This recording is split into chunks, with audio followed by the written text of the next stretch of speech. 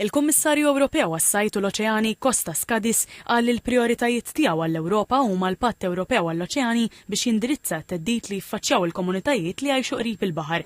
Ma' TVM News il-Kummissarju Kadis qal li dan il-pjan għandu allokazzjoni ta' biljun euro b'diversi prijoritajiet fosthom it-tisħiħ tas-sigurtà marittima, il-kompetittività tal-ekonomija blu u l-governanza tal-oċeani billi tissaħħaħ il-ġlieda kontra s-sajd illegali.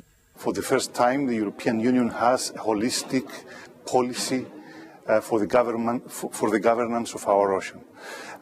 This framework has at its core the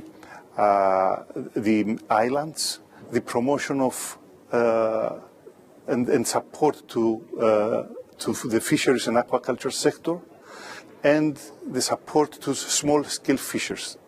And that is why the Ocean Pact is very relevant to the situation here in Malta.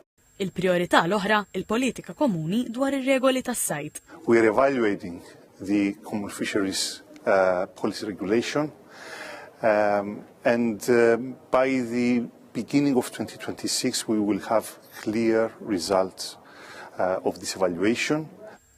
Fi żjara ta' jumejn f'Malta, il-Kummissarju Kadis żar l-Ocean Sentinel li huwa bastiment ta' sorveljanza li jaħdem fil-Mediterran u huwa mmexxi mill-Aġenzija Ewropea għal kontroll tas-sajd. Uffiċjali minn Malta u mill-Istati Membri tal-Unjoni Ewropea jaħdmu flimkien abbord l-Ocean Sentinel biex isegwu l-bastimenti tas-sajd. Hemmhekk il-Kummissarju Ewropew seta' jara l-isforzi kontinwi li jagħmel pajjiżna biex jiġi assigurat sajd sostenibbli, kif spjegat id-Direttur Eżekuttiv tal-Aġenzija Ewropea għal kontroll tas-sajd Susan Steele.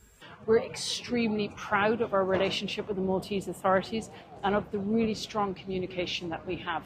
We work really closely with the inspectors when they're here on the vessel and when they come to our coordination centre in Vigo.